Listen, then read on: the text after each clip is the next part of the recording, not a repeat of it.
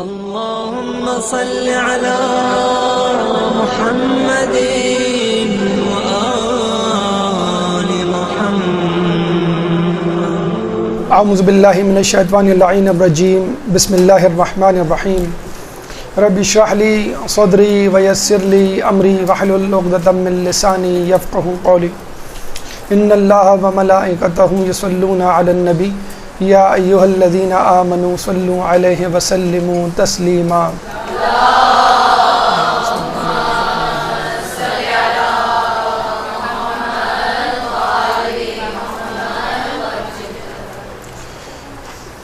زیارت عراق کی گفتگو کا سلسلہ جاری ہے. اس سے پہلے ہم نے نجف کی زیارات مکمل کی اور اس کے بعد ہمارا رخ کربلا معلی کی طرف ہوا.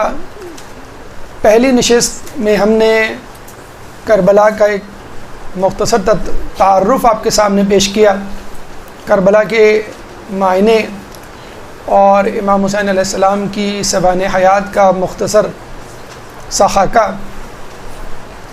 آج ہم فضائل زیارت کربلا کے حوالے سے گفتگو کریں گے اور یہ دیکھیں گے کہ روایات میں زیارت کربلا کی کیا فضیلت وارد ہوئی ہے، زیارت کربلا کی کیا اہمیت ہے، اس کا کیا ثواب ہے، تاکہ اس کی اہمیت کو درک کرنے کے بعد ہمارا شوق، ہماری جستجو اور ہماری اشتہا اور بڑھ جائے، ہماری معرفت میں اضافہ ہو اور پھر ہم اس روحانی سفر کے لیے اپنے آپ کو جسمانی، ذہنی اور روحانی طور پر تیار کر سکیں.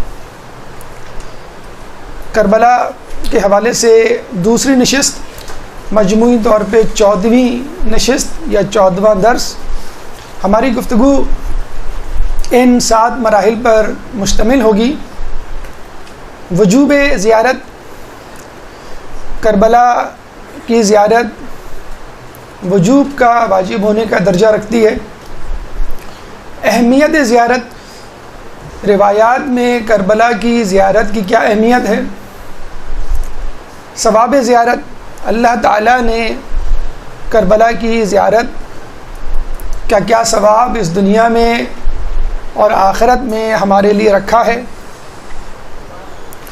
عدم زیارت، اگر کوئی انسان کوشش، ارادہ، قصد، نیت کے باوجود زیارت نہ کر سکے، کسی مجبوری کے تحت نہ کر سکے، تو کیا اس کو اجر و ثواب ملے گا.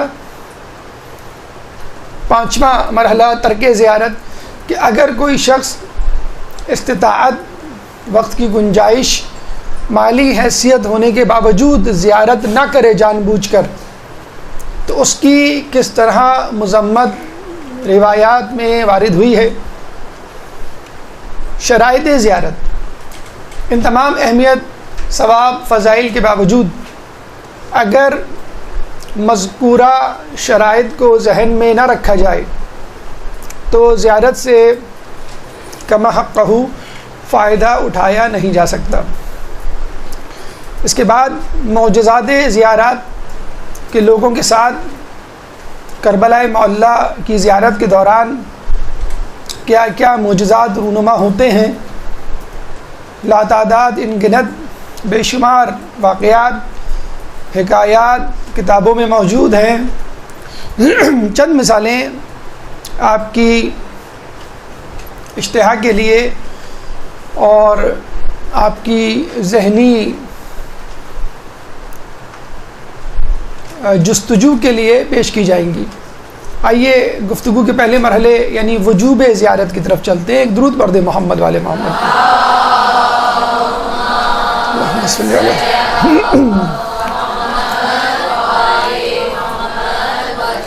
امام فرماتے ہیں کہ قبر حسین کی زیارت کرو، کیونکہ قبر حسین کی زیارت تمام مرد و زن پر واجب ہے.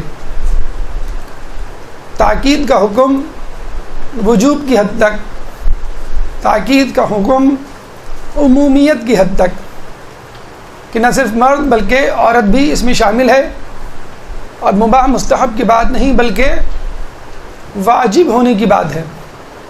تو اس عمل کو وجوب سمجھتے ہوئے انجام دینا ہے. یہ بھی کہا گیا ہے کہ اگر کوئی شخص ساری عمر حج کرتا رہے اور زیارت حسین کے لیے کربلا نہ جائے تو گویا وہ شخص تارک حق الہی اور تارک حق رسول ہوگا. یعنی اس نے رسول کا حق مارا اور اس نے اللہ کا حق مارا. حالانکہ آپ کو معلوم ہے کہ حج میں آپ اللہ کا بھی حق ادا کرتے ہیں بیت اللہ جا کر، اور رسول کا بھی حق ادا کرتے ہیں مسجد نبوی جا کر. لیکن روایت کیا کہتی ہے؟ اللہ رسول کا حق ادا کر دیا اور اللہ رسول کے چہیتے حسین کا حق ادا نہیں کیا تو گویا تم نے اللہ رسول کا حق ادا کرنے کے باوجود بھی اللہ رسول کا حق نہیں ادا کیا. تو وہ زیارت بھی، وہ کوشش بھی، وہ حج بھی آپ کے لیے انجام دینے کے باوجود آپ کو تارک حق رسول اور الہی ٹھہرائے گا. اور یہ ایک عجیب بات کہ حج استطاعت کی شرط مانگتا ہے. اگر استطاعت ہے تو آپ حج کریں، یعنی پیسے ہیں اور بیماری، راستے کی مشکلات اور سیکیورٹی گھر کی آنے کے بعد دیگر شرائط مکمل ہیں تب آپ حج پہ جائیں. حالانکہ زیارت حسین کے لیے کہا گیا ہے کہ خوف کی حالت میں بھی حج کرو. حج کو کہا جا رہا ہے کہ اگر خوف ہو راستے میں جان مال عزت کا نہ جاؤ، لیکن یہاں بھی تاکید کی جا رہی ہے کہ اگر خوف ہے تب بھی جاؤ. اور خوف میں زیارت حسین کرنے کا کیا ثواب ہے انشاءاللہ اس کا تذکرہ آگے آئے گا. تو اب اندازہ لگا لیجئے کہ حج میں شرائط موجود ہیں لیکن زیارت حسین میں شرائط موجود نہیں ہیں. اور اس کی وجہ بالکل سادی سی ہے. بیت اللہ کو بچانے والا کون؟ حسین. سنت رسول کو بقا فراہم کرنے والا کون؟ حسین. کربلا نہ ہوتی تو کعبہ بھی آج نہ ہوتا اور سنت رسول بھی نہ بچتی. ہماری گفتگو کا دوسرا مرحلہ اہمیت زیارت. ایک درود پڑھ دے محمد والے محمد کو. اللہم صلی علی محمد.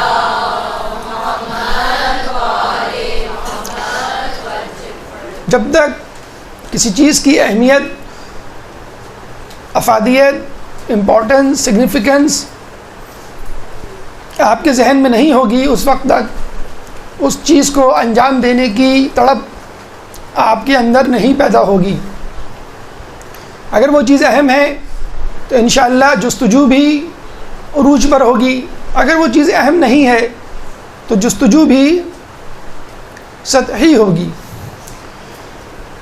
حسین کی قبر کی زیارت کے لیے یہ کہہ دینا کافی ہے کہ یہ وہ شخصیت ہے کہ جس کی زیارت کے لیے ملائکہ تڑپتے ہیں.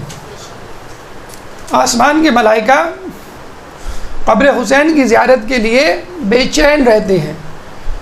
تو زمین میں موجود انسان قبر حسین کی زیارت کے لیے کیوں نہ بےتاب ہو. کہا یہ جاتا ہے کہ قبر حسین پر 4000 فرشتے ہر وقت موجود رہتے ہیں جو قبر حسین کی زیارت کرتے ہیں، وہاں نماز انجام دیتے ہیں. یہ وہ فرشتے ہیں کہ جنہوں نے کربلا کے میدان میں حسین کو شہید ہوتے ہوئے دیکھا. کہا یہ جاتا ہے کہ یہ فرشتے وہاں سے گزر رہے تھے اور کربلا کا واقعہ پیش آیا. جب یہ آسمان پر خدا کے حضور پہنچے تو اللہ نے کہا کہ تم نے حسین کو تڑپتا ہوا، شہید ہوتا ہوا دیکھا اور تم نے اس کی مدد نہ کی، چنانچہ اب تم قیامت تک حسین کی قبر کے مجاور ہو اور وہاں پر بیٹھ کے حسین کی قبر کی زیارت کرو اور عبادت کرو.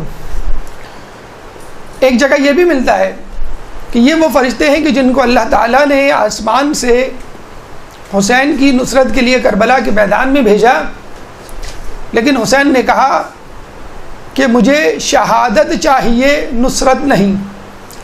یعنی میں جان دینے کے لیے تیار ہوں مجھے فتح نہیں چاہیے، کیونکہ اس وقت جان دینی ضروری تھی، شہادت ضروری تھی۔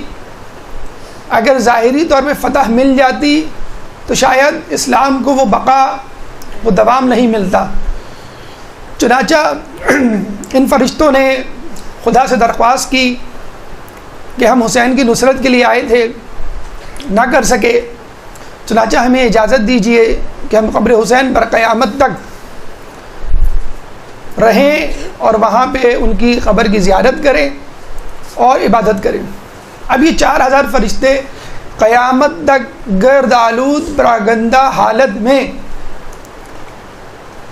حسین کی قبر کی زیارت کرتے رہیں گے، عبادت کرتے رہیں گے، اور نہ صرف یہ کہ قبر حسین کے مجاور ہیں بلکہ حسین کے زائر کا استقبال بھی کرتے ہیں۔ جو زائر قبر حسین کی زیارت کے لیے کربلا جاتا ہے، یہ 4000 فرشتے اس کو لینے کے لیے باہر آتے ہیں، استقبال کرتے ہیں اس کا۔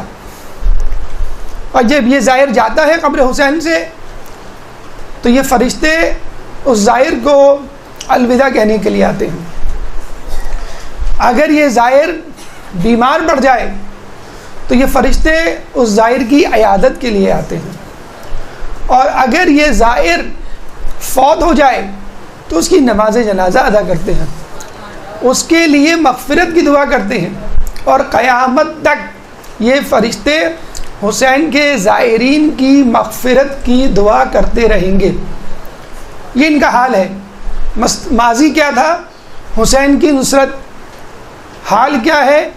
حسین کے زائر کی خدمت۔ مستقبل کیا ہے؟ کل امام زمانہ کے ظہور کے وقت حسین کے قاتلوں سے حسین کا انتقام لیں گے اور امام زمانہ کی مدد کریں گے۔ اللہم صلی علی محمد وعلی محمد۔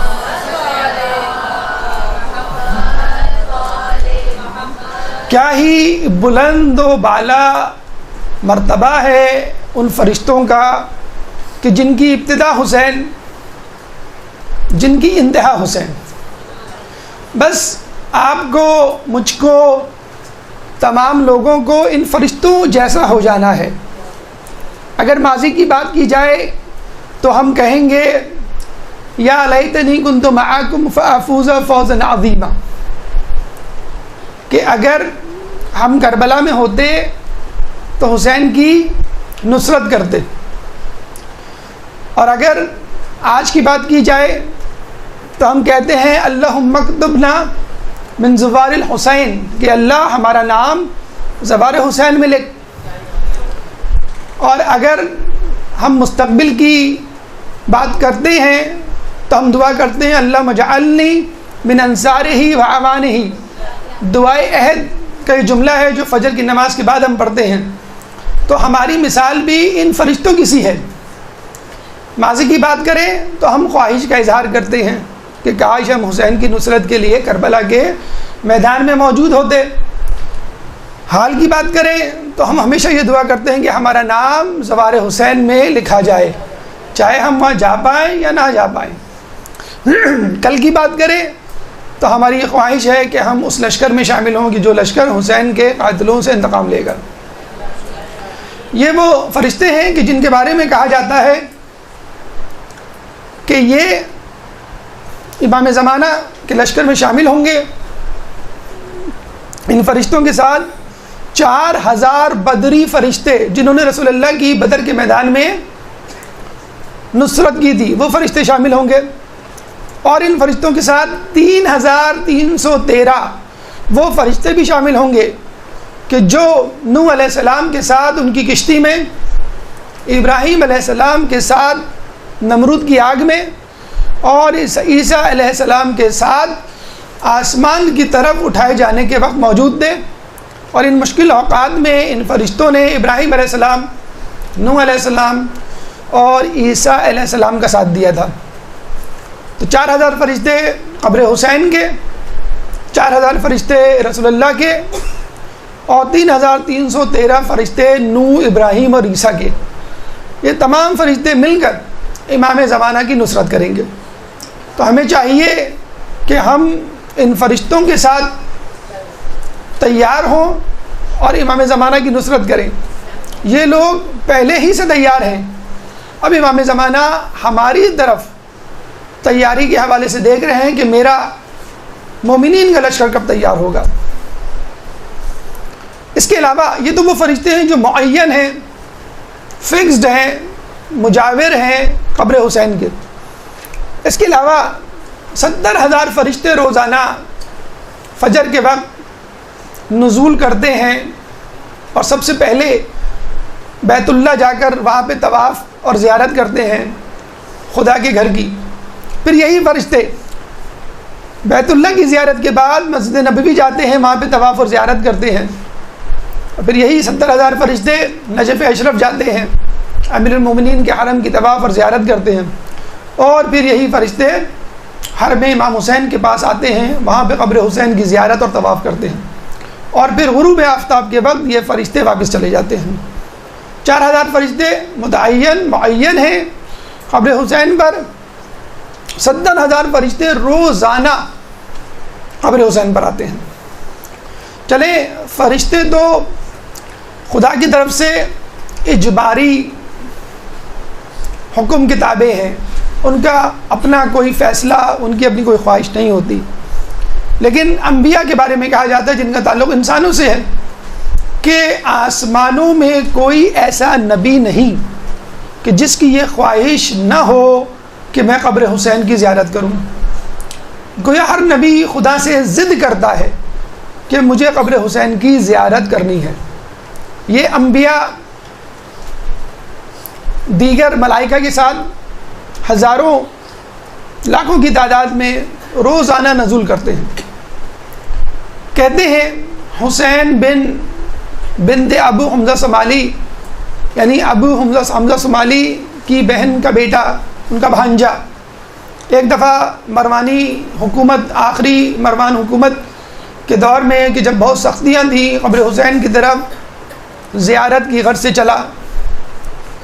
آدھی رات کو جب قبر حسین کے قریب, حرم کے قریب پہنچا تو وہاں ایک عجیب حلیے کا شخص نظر آیا جس نے حسین بنت ابو حمزہ صومالی کو کہا کہ اس وقت تم زیارت کے لیے نہ جاؤ, تمہارے لیے ممکن نہیں کہ تم قبر حسین کی زیارت کر سکو, تمہیں قبر حسین کی زیارت کا ثواب مل گیا, بس تم یہیں سے واپس پلٹ جاؤ.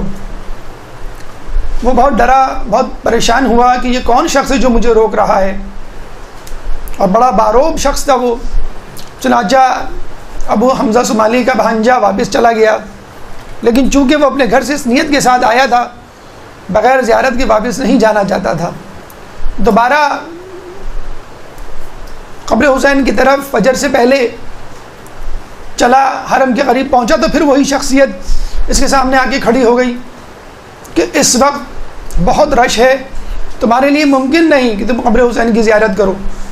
تو ابو حمزہ صومالی کے بھانجے نے کہا کہ بندہ خدا مجھے یہ بتا کہ تو کون ہے اور تو مجھے زیارت حسین سے کیوں روک رہا ہے. اس نے کہا میں فرشتہ ہوں اور قبر حسین پر محافظت کے لیے معین ہوں. ابھی موسیٰ ابن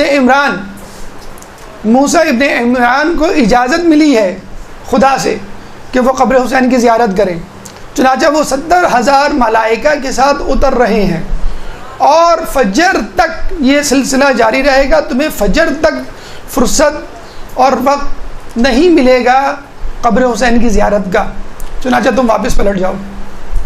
جب سب کچھ سنا تو ابو حمزہ صومالی کے بھانجے کا سر چکرانے لگا کہ میں کہاں آ گیا ہوں, اور یہ کتنی بڑی زیارت ہے, کتنا بڑا شرف ہے. اس سے پہلے کہ وہ بے ہوش ہوتا وہ واپس الٹے قدم جو ہے چلا گیا. لیکن پھر دوبارہ اس کے دل میں تڑپ پیدا ہوئی. فجر سے کچھ ہی لمحے پہلے وہ دوبارہ آیا تو دیکھا کہ مجمع چھٹ چکا تھا اور وہ شخص بھی وہاں موجود نہیں تھا. اس نے فوراً جلدی اپنی زیارت نمٹائی اور پھر اپنے گھر کو واپس چلا. تو آپ نے دیکھا کہ انبیاء, ملائکہ قبر حسین کی زیارت کے لیے مصروف. اب یہاں پہ ایک سوال پیدا ہوتا ہے کہ ہمیں یہ فرشتے اور انبیاء نظر کیوں نہیں آتے؟ دیکھیں یہ آسمانی اشارے ہیں جس کو ہم کہتے ہیں اسکائی سگنلز. ہم لوگوں کو کربلا میں اسکائپ کے سگنلز کی زیادہ فکر ہوتی ہے.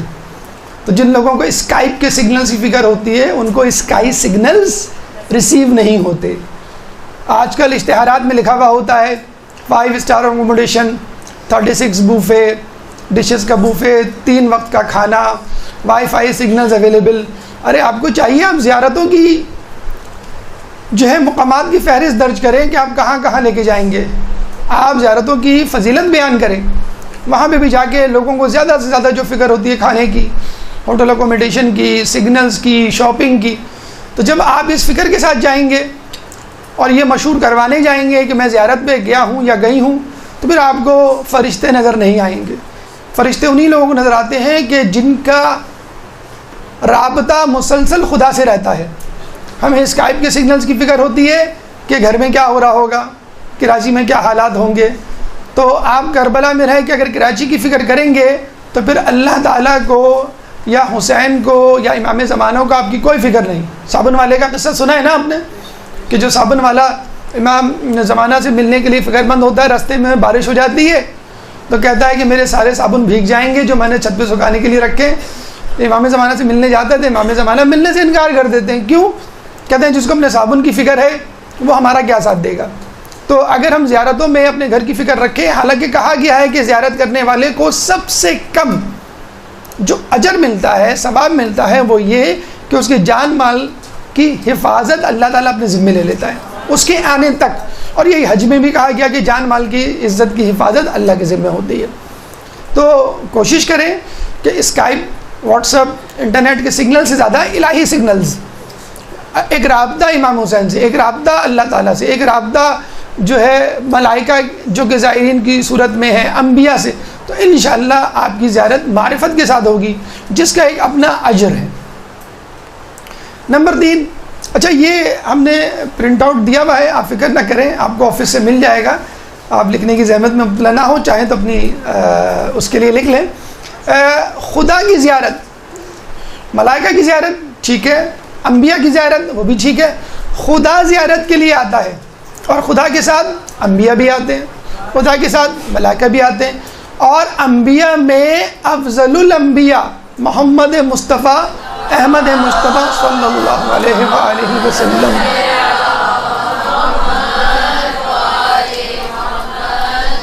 تو خدا بھی حسین کی زیارت. اچھا یہاں پہ ایک اشکال پیدا ہوتا ہے، خدا آتا ہے، اگر خدا آتا ہے جاتا ہے تو وہ جسم رکھتا ہے، وہ مکان رکھتا ہے. آنے سے مراد یہ ہے کہ خدا بھی زیارت حسین کرتا ہے. اب یہاں پر آپ کو اگر یہ اشکال ہوتا ہے کہ زیارت ایک عبادت ہے، اگر خدا بھی بندوں کی طرح عبادت کرنے لگا تو پھر خدا خدا کیسے رہے گا؟ تو مجھے بتائیے یہ جو درود پڑھتے ہیں آپ، کیا یہ عبادت نہیں؟ اللہ خود فرماتا ہے ان اللہ و ملائکتہ یصلون علی النبی یا ایھا الذین آمنوا صلوا علیہ وسلموا تسلیما. اللہم صل علی محمد.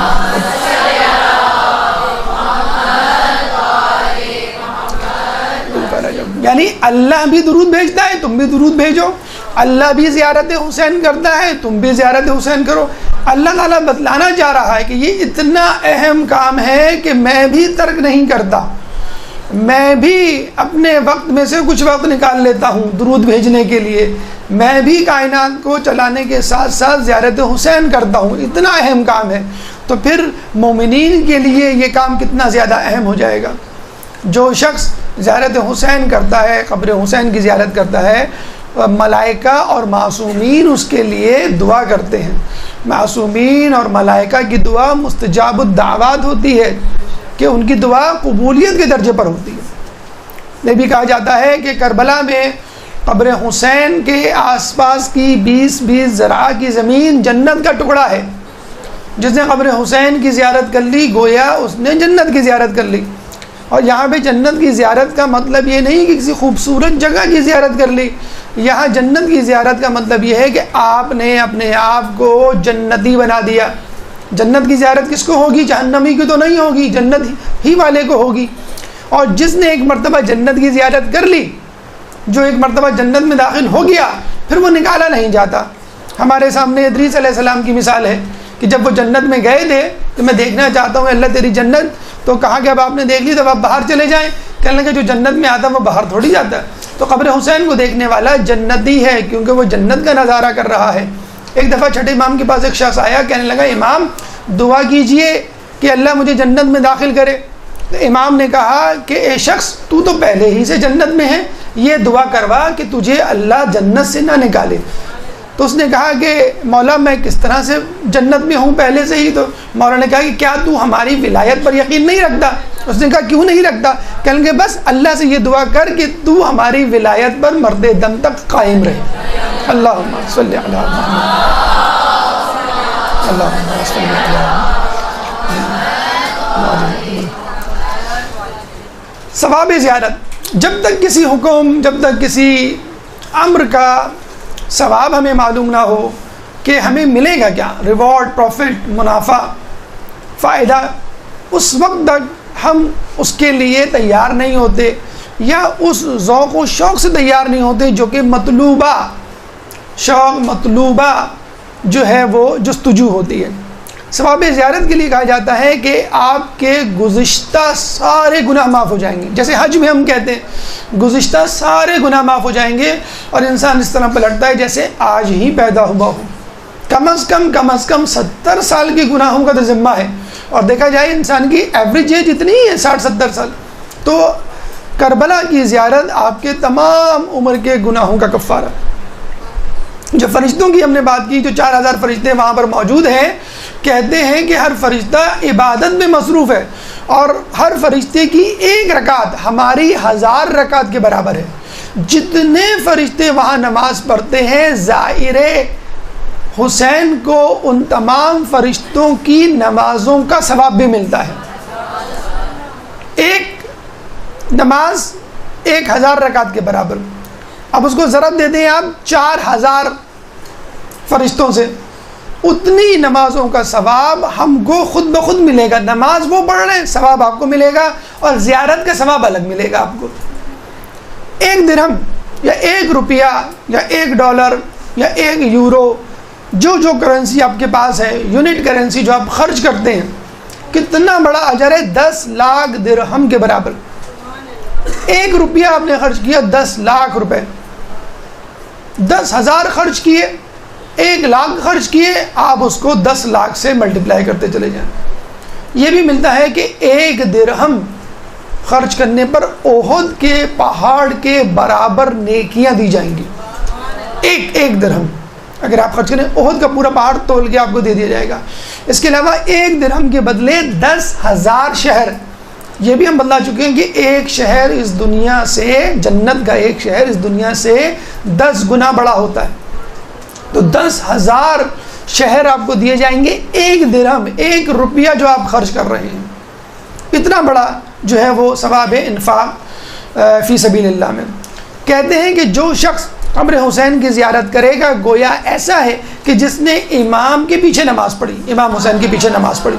وہ ایسا ہے کہ جب وہ قیامت میں اٹھایا جائے گا تو نور الہی اس کے ساتھ ساتھ ہوگا، وہ حوض کوثر پہ وارد ہوگا، اور جو حوض کوثر سے سیراب ہو گیا وہ کبھی بھی بھوکا پیاسا نہیں ہوگا۔ اس کے لیے امیر المومنین ایک خاص پروانہ دیں گے کہ جس کی وجہ سے وہ پل صراط پہ آسانی سے گزر جائے گا، اور وہ پل اس کے لیے پھسلن نہیں بنے گا۔ اگر وہ گرے گا بھی تو آگ اس پہ اثر نہیں کرے گی، اور ہمہ وقت ایک ایلچی اس کے ساتھ ہوگا جو اس کو مصیبتوں سے، مشکلات سے بچائے گا۔ دائیں طرف، بائیں طرف، آگے کی طرف، پیچھے کی طرف، سر کے اوپر، قدموں کے نیچے ایک فرشتہ اس کے ساتھ چلے گا اور اس کو تمام مصیبتوں سے بچائے گا۔ اچھا دیکھیے، جنتی ہونا بہت بڑی بات ہے، جنت میں جانا بہت بڑی بات ہے، یقیناً بہت بڑی بات ہے، لیکن اگر جنت میں کچھ لوگوں کو VIP پروٹوکول دیا جائے تو آپ پریشان ہوں گے نا کہ بھئی جنتی ہونا بہت بڑی بات ہے، یہ جنت میں بھی VIP لوگ، یہ کیسے لوگ؟ جیسے کراچی ہے، کراچی میں مضافات کے علاقے بھی ہیں اور ڈیفنس کلفٹن کے لگژری علاقے بھی ہیں۔ اب صرف کراچی میں کہہ دینا کافی نہیں ہے، جو کراچی والے ان کو معلوم ہے کہ بھئی کون سے علاقے کی کیا امپورٹنس ہے۔ تو اب آپ بتائیں گے کراچی میں فلاں جگہ پہ رہتا ہوں، یا فلاں governor house, chief minister house, یا فلاں کے پڑوس میں رہتا ہوں، تو لوگ ایک دم سے آپ کی عزت کریں گے۔ تو جنت میں کچھ لوگوں کو بڑا VIP پروٹوکول دیا جائے گا، جسے کہتے ہیں نا کہ آگے پیچھے ویٹرز گھوم رہے ہوں گے، آگے پیچھے لوگ گھوم رہے ہوں گے، اسکارٹ ہوگا، تو دوسرے جنتی پریشان ہو جائیں گے کہ بھئی ہم نے بھی نیک عمل کیا، ہم بھی جنت میں، انہوں نے بھی نیک عمل کیا، یہ بھی جنت میں، لیکن جنت میں رہتے ہوئے ہمیں کوئی نہیں پوچھ رہا، ہماری کوئی اتنی رسپیکٹ نہیں کر رہا ہے جتنی ان لوگوں کر رہا ہے. تو ان کو بتایا جائے گا یہ زوار حسین ہیں، یہ وہ لوگ ہیں جنہوں نے اللہم صلی علی محمد. امام سے کسی نے پوچھا امام مجھے کچھ اور بتلائیے. جب اس نے امام کی زبان مبارک سے یہ سنا کہ زوار حسین کو اسپیشل پروٹوکول دیا جائے گا، امام مجھے کچھ اور بتلائیے کہ کس طرح کی عزت افزائی ہوگی. امام نے فرمایا کہ دیکھو میں اپنی نظروں کے سامنے ایک نور کا ممبر دیکھ رہا ہوں جس میں امام حسین مظلوم بیٹھے ہوئے ہیں، اور اس نور کے ممبر کے آس پاس 90,000 قبے، یعنی اسی طرح کے چھوٹے چھوٹے ممبر موجود ہیں، اور اللہ فخر سے لوگوں کو کہہ رہا ہے کہ یہ میرے ولی ہیں، ان کی حاجتوں کو پورا کرو. یہ ایک وی آئی پی پروٹوکول ہے کہ جو وی آئی پی عزت ہے جو کہ زائر حسینی کو خصوصی طور پہ جنت میں دی جائے گی. کہتے ہیں کہ جنت میں داخل ہونے والوں میں اولین جنتی زائر حسینی ہوگا، جس نے قبر حسین کی زیارت کی، وہ سب سے پہلے جنت میں جائے گا. کتنے سال پہلے جائے گا؟ 40 سال پہلے جنت میں داخل ہوگا. اور یہ بھی کہا جاتا ہے کہ جب لوگ اپنا حساب کتاب دینے میں مصروف ہوں گے، یہ جنتی اہل بیت کے ساتھ بیٹھ کے طعام کھا رہا ہوگا، کھانا کھا رہا ہوگا. اللہم صلی اللہ. دیکھیں مطلب باہر لائن لگی ہو نیاز کے لیے، بڑی لمبی قطار لگی ہو، اور آپ کو اسپیشلی جو ہے وہ اپنے ممبروں میں دیکھو کہ مولانا صاحب ہیں یا منتظمین ہیں یا ٹرسٹیز ہیں یا وی آئی پی پرسنالٹیز ہیں، ان کے لیے ایک الگ دستخط لگا ہوا ہوتا ہے، اور ایک جو ہے لمبی لائن لگی ہوئی ہوتی ہے، دھکم بیل ہو رہی ہوتی ہے، سر بڈول ہو رہی ہوتی ہے، کونی اور ٹنگڑیاں مار رہے ایک دوسرے کو مار رہے ہوتے ہیں، گرا رہے عورتیں، بڑی مشکل سے نیاز ہاتھ میں آتی ہے. تو جنت کی قطار لگی ہوئی کہ ہم کب جنت میں جائیں گے، کب جنت میں جائیں گے. یہ لوگ جنت میں جا چکے اور کھانا کھا رہے ہیں. کس کے ساتھ کھا رہے ہیں؟ عام جنتیوں کے ساتھ نہیں کھا رہے ہیں، اہل بیت کے ساتھ، امیر المومنین کے ساتھ کھا رہے ہیں، سیدہ اللہم صلی علی جناب سیدہ کے ساتھ کھا رہے ہیں، حسن و حسن کے ساتھ کھا رہے ہیں. یہ بھی بہت چھوٹی بات ہے. چلے آپ نے کھانا کھا لیا، آپ نے ایک مرتبہ کھانا کھایا، 15 منٹ، آدھا گھنٹہ، 1 گھنٹے کے لیے بیٹھے کوئی نہیں، آپ یہ دعا کرتے ہیں کہ کاش میں یہیں رہ جاؤں، اتنی عزت. جی ہاں، آپ کو پنجتن کا پڑوس ملے گا. جنت میں جانا کوئی بڑی بات نہیں ہے، جنت میں پنجتن کا پڑوسی، یہ پرائم لوکیشن آپ لے کر دکھائیں، یہ ایک بہت بڑی سعادت ہے خود جنت میں جانے کے بعد. کہ جنت میں جانے کے بعد لوگ حسرت بری نگاہ سے دیکھیں گے کہ یہ کتنے عظیم جنتی ہیں جن کو پنجتن کا پڑوس نصیب ہوا ہے. اور کہتے ہیں کہ جنت میں جانے کے باوجود وہ لوگ حسرت سے دیکھیں گے ان لوگوں کو کہ جنہوں نے امام حسین کی قبر کی زیارت کی ہوگی، کہ ان لوگوں نے کر لی، ہم نے کیوں نہیں کی؟ اگر ہمیں معلوم ہوتا تو ہم بھی کر لیتے. اور جنت میں آنے کے بعد جو ایک حسرت رہ گئی ہے وہ ہمارے پاس نہ رہتی. اچھا، ابھی ہم نے کہا کہ حج میں ہم نے کیا کہا ہے کہ آپ کے پاس پیسے ہوں. حج میں ہم نے کیا کہا ہے کہ خوف نہ ہو، سیکیورٹی ایشوز نہ ہو، اور پھر آپ حج پہ جائیں. آپ جب واپس آئیں تو آپ کے گھر والے کسی معاشی مسائل کا شکار نہ ہوں. یہ تمام چیزیں ہیں. لیکن کہا گیا ہے کہ اگر پریشانی ہے پھر بھی قبر حسین کی زیارت کرو، خوف ہے پھر بھی کرو، جان کا خوف ہے پھر بھی کرو، کہا گیا ہے. اور اس خوف میں کہا گیا ہے کہ اگر کوئی قبر حسین کی زیارت کرے گا تو اس کو قیامت کے دن خوف نہیں ہوگا جس دن تمام لوگ خوف میں مبتلا ہوں گے. اس سے بڑی سعادت یا اس سے بڑا ثواب کیا ہو سکتا ہے؟ قبر حسین کی زیارت آپ کسی بھی وقت کسی بھی مہینے میں کر سکتے ہیں، لیکن جو خاص اوقات ہیں، خاص فضیلتیں ہیں، مثلا رجب میں قبر حسین کی زیارت 1000 حج، 1000 مقبول حج، فقط حج نہیں، مقبول حج، 1000 مبرور عمرے، اور 1000 غزوات جو آپ نے رسول اللہ کے ساتھ لڑے ہوں، ان تمام کا ثواب رجب میں خصوصی طور پہ زیارت حسین کا ہے. 15 شعبان جو بھی گزری ہے، نصف شعبان، اگر آپ زیارت کریں قبر حسین کی تو کہا یہ جاتا ہے تمام گناہوں سے معافی، اور اس کے ساتھ ساتھ 1,24,000 پیغمبروں سے مصافحہ، ہاتھ ملائیں گے آپ. یوم عرفہ کے دن، یعنی بقرہ عید کے دن اگر آپ جو ہے وہ زیارت کریں گے تو 100 حج، 100 عمرے اور 100 غزوات کا ثواب آپ کو ملے گا. روز عاشور تو قبر حسین کی زیارت کا ثواب ایسا ہے کہ جیسے آپ امام حسین کے سامنے شہید ہوئے ہوں، اور جب شہید ہونے والے کا قطرہ، جسم کے خون کا قطرہ زمین پر گرتا ہے، اس زمین پہ گرنے سے پہلے اس کی بخشش ہو جاتی ہے، بالکل آپ کی بھی بخشش ویسی ہو جائے گی۔ کتنی بڑی سعادت ہے، یا لیتنی کنت معہم فافوز فوزا عظیما، کاش میں آپ کے ساتھ ہوتا۔ بس قبر حسین کی زیارت عرفہ کے دن کر لیں، آپ حسین کے ساتھ شامل ہو گئے، نہ صرف شامل ہو گئے، ان کے سامنے شہید ہو گئے۔ آپ کی شہادت کی گواہی دینے والا کون ہے؟ حسین مظلوم ہے، جس کی شہادت کو رد نہیں کیا جا سکتا۔ اگر آپ نے، یہ وہ زیارتیں ہیں جس میں تھوڑی بہت کمی بیشی ہو سکتی ہے، انسان کا دل ذہن بھٹک سکتا ہے، بعض وقت توجہ نہیں ہوتی۔ اگر آپ نے پوری معرفت کے ساتھ، توجہ کے ساتھ، شوق کے ساتھ امام حسین کی قبر کی زیارت کی، تو اس کا کیا ثواب ہے؟ 1000 حج، 1000 عمرے، 1000 روزے داروں کا ثواب، 1000 صدیقین کا ثواب، 1000 غلام آزاد کرنے کا ثواب، اور ہر قسم کی آفتوں سے محفوظ رکھنے کا ذمہ، جس میں کم ترین آفت شیطان ہے، کہ آپ شیطان سے محفوظ رہیں گے۔ اتنی بڑی جو ہے وہ سعادت ہے، اور آپ کے ساتھ ایک فرشتہ ہوگا جو آپ کی حفاظت کرے گا، آپ کے دائیں جانب، آپ کے بائیں جانب، آپ کے سامنے، آپ کے پیچھے، آپ کے سر کے اوپر اور آپ کے قدم کے نیچے۔ یہ فرشتہ ہر قسم کی تکلیف سے آپ کو بچائے گا، اگر آپ نے معرفت کے ساتھ امام حسین کی قبر کی زیارت کر لی۔ یہی نہیں، جنت میں جانا بہت کمال ہے، یقیناً بہت کمال ہے، لیکن جنت میں لے جانا اس سے بھی بڑا کمال ہے، کسی کی شفاعت کرنا اس سے بھی بڑا کمال ہے۔ اللہ تعالیٰ قیامت کے دن ندا دے گا، کہے گا کہ زائر حسینی کہاں ہیں؟ تو بہت سارے لوگ کھڑے ہو جائیں گے، اور جتنے بھی لوگ کھڑے ہوں گے زوار حسین، ان سے کہا جائے گا کہ تم لوگ اپنی اپنی پسند کے لوگوں کا ہاتھ پکڑ کر جنت میں لے جاؤ، اپنی اپنی پسند کا انسان، شخص جو تمہیں پسند ہے، عزیز و اقارب دوست، ان کو لے جاؤ۔ کہتے ہیں کہ جب وہ لے جائے گا تو ایک شخص اس کا دامن پکڑ کے کہے گا، یہ شخص تجھے یاد نہیں ہے فلاں دن میں نے تیرے اوپر یہ احسان کیا تھا؟ وہ یاد کرے گا، اس کو یاد آئے گا کہ ہاں تو نے مجھ پہ احسان کیا تھا، اور وہ اس کو بھی ہاتھ پکڑ کے لے جائے گا بغیر کسی حساب کتاب کے۔ لوگ رشک کریں گے، لیکن کوئی اس شخص کو روکنے والا نہیں ہوگا، وہ جس کو چاہے اپنے ساتھ لے جائے۔ تو جنت میں جانا واقعی کمال ہے، لیکن جنت میں لے کے جانا اس سے بھی بڑا کمال ہے۔ اب آئیے گفتگو کے 14 مرحلے کی طرف۔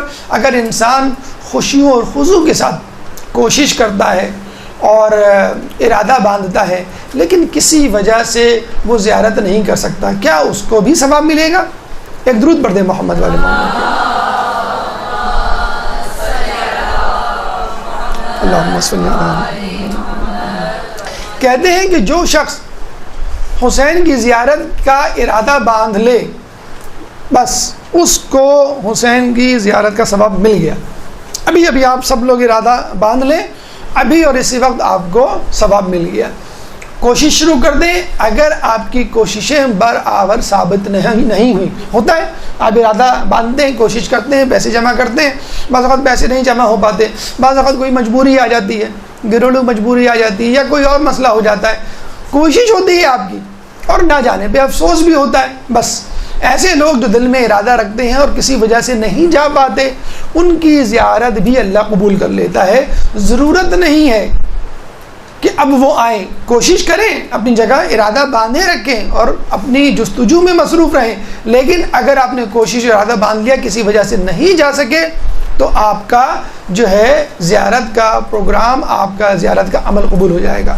اگر کوئی شخص زیارت میں جاتے ہوئے شہید ہو جاتا ہے، ہم دیکھتے ہیں بم بلاسٹ، کلنگز وغیرہ جو ہوتی ہیں، بنو امیہ بنو عباس کے دور میں بھی تھیں اور ابھی بھی ہوتا ہے، خصوصی طور پہ سامرہ میں اور کاظمین جاتے ہوئے اکثر بغداد میں ہم دیکھتے ہیں بم دھماکے۔ تو کہتے ہیں کہ اگر کوئی شخص ظاہر حسینی قبر حسین کی طرف اور حسین کی طرف کربلا کی طرف جاتے ہوئے شہید ہو جاتا ہے، تو اس کا قطرہ خون زمین پر گرنے سے پہلے اس کو جو ہے وہ بخش دیا جاتا ہے۔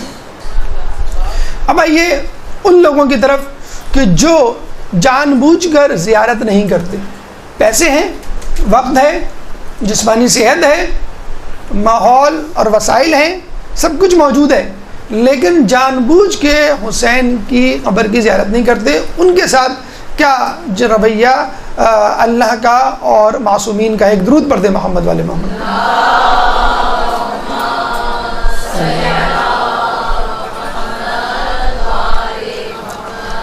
کہتے ہیں کہ جو شخص حسین کی زیارت یعنی استطاعت کے باوجود، وسائل کے باوجود نہیں کرتا، وہ اللہ کا عاق شدہ ہے، اللہ اور اس کے رسول کا عاق شدہ ہے کہ اللہ اور رسول نے اس کو عاق کر دیا، جیسے والدین عاق کر دیتے ہیں.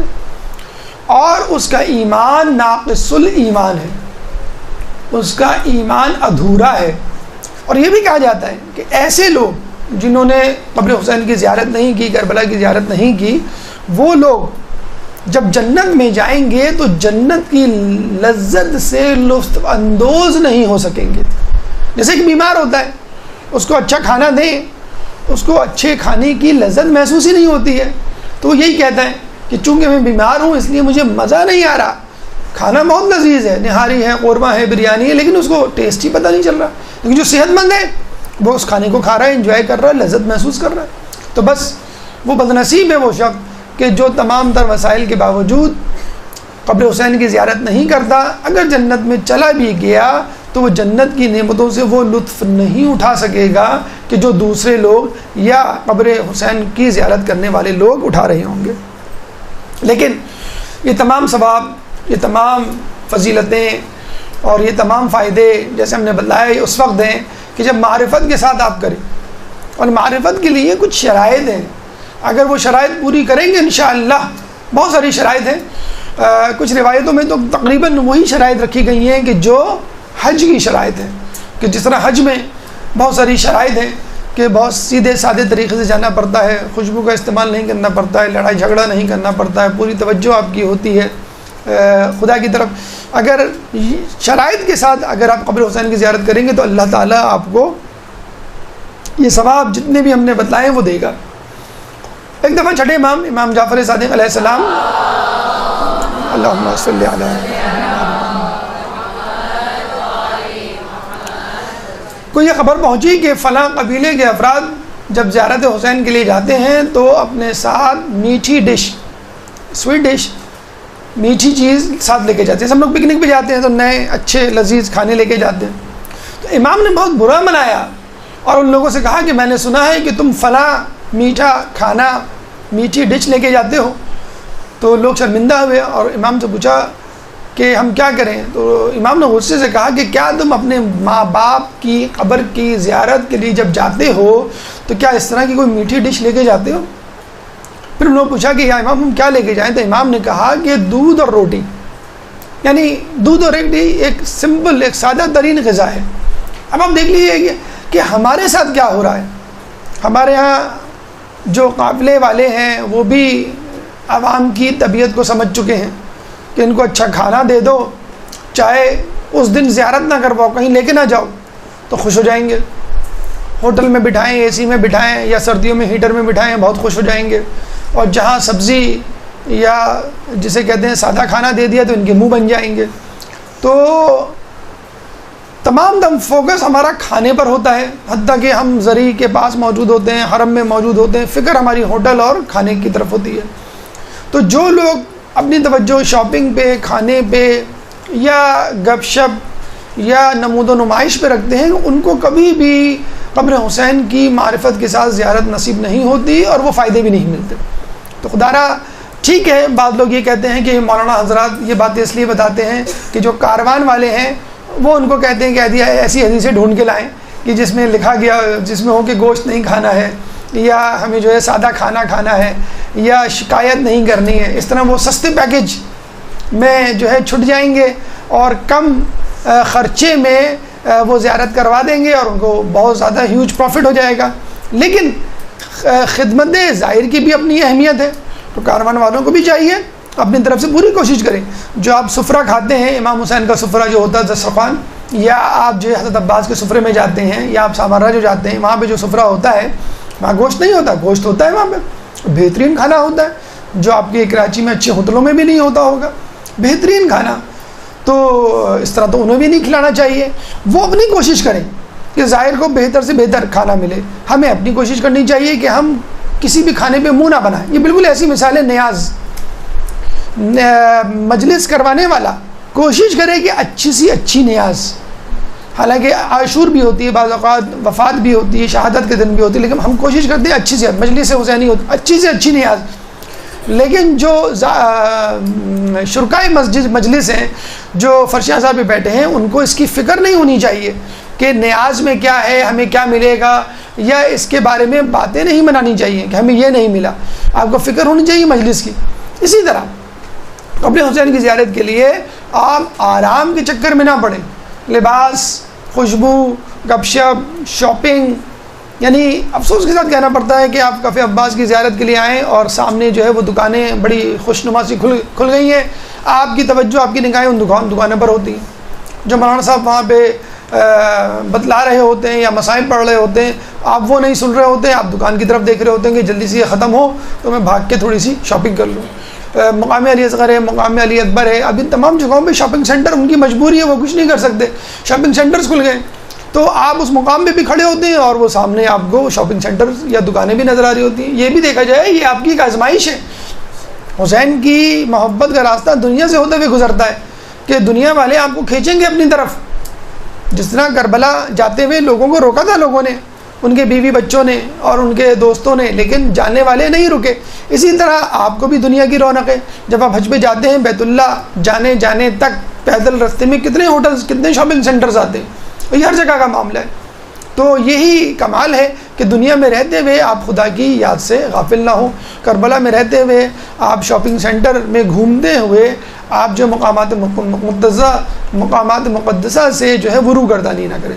بس انشاءاللہ ابھی ہم آپ کو آئندہ دروس میں بتائیں گے کہ اب عراقی گورنمنٹ کا انشاءاللہ ارادہ ہے کہ حرم حسینی، حرمین اور اس کے آس پاس جو مقامات مقدسہ ہیں، کفِ عباس ہیں، مقام علی اصغر ہے، مقام علی اکبر ہے، یہ تمام جو ہے ایک دائرے کی صورت میں اندر آ جائے گا. جیسے مقام ابراہیم ہے، بیت اللہ کا جو حرم ہے اس کے اندر موجود ہے، اسی طرح یہ تمام مقامات جو ہیں وہ خیام حسینی ہے یا طلعہ زینبیہ ہے، یہ سب ایک سرکل کے اندر انشاءاللہ جو ہے وہ آ جائے گا. تو سکون کے ساتھ انشاءاللہ آئندہ آنے والے دنوں میں بازار یا دکانیں یا آپ کی نگاہوں کو ڈسٹریکٹ کرنے والی چیزیں انشاءاللہ نہیں ہوں گی. تو اللہ تعالیٰ انشاءاللہ کوشش ہے، دعا ہے کہ یہ جلد از جلد یہ جو حسینی حرم ہے جو بننے جا رہا ہے اس کو اللہ تعالیٰ مکمل کرے اور ہم جو ہے اپنی زندگی میں اس کی زیارت کریں. کس حالت میں؟ تمام زیارتوں پہ جانے کے لیے کہا گیا ہے کہ آپ غسل کریں، اچھے کپڑے پہنیں اور خوشبو لگا کے جائیں. یعنی جب بھی آپ زیارت کے لیے آئیں تو اس مقام پر رکیں، غسل کریں، سکون سے کھانا کھائیں یا خوشبو لگائیں اور آرام کے بعد جائیں. حتیٰ کہ رسول اللہ سے ملنے کے لیے ایک قافلہ آیا تو کچھ لوگ اترتے ہی اپنی سواریوں سے رسول اللہ کی طرف بھاگے اور ان سے ملنے کے لیے چلے گئے. لیکن ایک شخص سکون سے اترا، اس نے جو ہے غسل کیا، اچھے کپڑے پہنے، آرام کیا اور خوشبو لگائی، پھر رسول اللہ کی خدمت میں حاضر ہوا. تو رسول اللہ نے اس کی اس بات کو پسند کیا. تو اس نے کہا کہ ایسا کیوں؟ کہنے لگے یہ زیادہ بہتر احسن طریقہ ہے کہ آپ کسی کے پاس جائیں تو اس طرح جائیں کہ وہ یہ سمجھے کہ یہ اہتمام کے ساتھ آیا ہے. دیکھیں آپ کسی دعوت میں جاتے ہیں یا کسی رشتہ دار کے جاتے ہیں کہ آپ وہ کپڑے پہن کے جاتے ہیں جو آپ گھر میں پہنے ہوئے ہوتے ہیں، نہیں، آپ بہتر کپڑے کا انتخاب کرتے ہیں. اسی طرح کوئی جتنی بڑی شخصیت ہوگا آپ اتنے ہی بہتر کپڑوں کا انتخاب کریں گے. لیکن امام حسین کے لیے کہا گیا ہے کہ آپ جس حالت میں کربلا میں داخل ہو اسی حالت میں بھوک، پیاس، گرد آلود لباس، بکھرے ہوئے بالوں کے ساتھ قبر حسین کی زیارت کریں. اپنے بالوں میں کنگھی نہ کریں، خاک میں آلودہ ہوں، آپ کا چہرہ، آپ کی داڑھی، آپ کے لباس میں گرد لگی ہوئی ہو، لباس تبدیل نہ کریں، غسل نہ کریں، نہ خوشبو لگائیں، اور بس اسی حالت میں قبر حسین. کیوں کہ حسین اسی حالت میں شہید کیے گئے، بھوکے پیاسے شہید کیے گئے، گرد آلود شہید کیے گئے، غریب الوطنی میں شہید کیے گئے. تو آپ کو بھی بس اسی حالت میں امام حسین کے ساتھ، بھوک پیاس میں امام حسین کے ساتھ جو ہے وہ ملاقات کرنی ہے. تو اس طرح کے لوگ، اس طرح کے گرد آلود لباس والے لوگ اور سروں پہ ڈلی ہوئی خاک میں آلودہ لوگ آپ کو وہاں ملیں گے جو حسین کی زیارت کے لیے آتے ہیں. پیدل زیارت اب تو بہت ٹرینڈ انشاءاللہ نکل گیا ہے، اور اس سے پہلے بھی ایسا ہوا کرتا تھا. کہ لوگ جو ہے نجف سے کربلا جایا کرتے تھے، اور پہلے تو یہ لوگوں کو یہ سمجھا جاتا تھا کہ جو غریب ہوتے ہیں، جن کے پاس پیسے نہیں ہوتے، وہ ایسا کرتے ہیں، لیکن باقاعدہ کامل الزیارت میں یہ حدیث موجود ہے کہ جو شخص امام حسین کی پیدل زیارت کرتا ہے اس کو ہر قدم کے بدلے 1000 نیکیاں دی جاتی ہیں، ہر قدم کے بدلے 1000 گناہ مٹائے جاتے ہیں، اور ہر قدم کے بدلے 1000 درجات بلند ہوتے ہیں۔ اور کچھ جگہوں پہ تو یہ بھی کہا گیا ہے کہ جب سے وہ اپنے گھر سے نکلتا ہے اس کے قدم گننا شروع ہو جاتے ہیں، اور کچھ روایتوں میں یہ بھی ہے کہ جس سواری پر وہ موجود ہوتا ہے اس سواری کے قدم بھی اللہ تعالیٰ شمار کرتا ہے۔